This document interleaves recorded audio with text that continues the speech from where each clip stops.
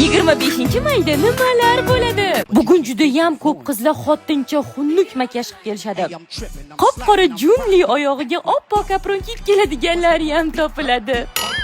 Bola qattandir kaptar ko'tarib kelishadi. Maktab bilan xayrlashib qo'l silkiymiz. Mana bu bola qo'l silkib xayrlashmasa ham bo'rardi, hidiga ko'nglim aynib ketdi. Bugun qizlar hayotidagi eng xunuk raqsga tushishadi. Bolla yemagan hazillar qilishadi. O'li agar 11 yildan beri bu hazillarga tushunmay yuribman.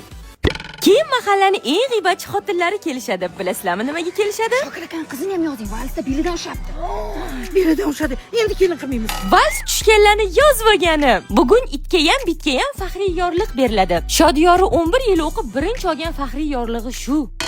O'qituvchilar 25-mayda hech qayerga bormasligimiz haqida tilxat yozdirib olishadi, lekin hamma boradi.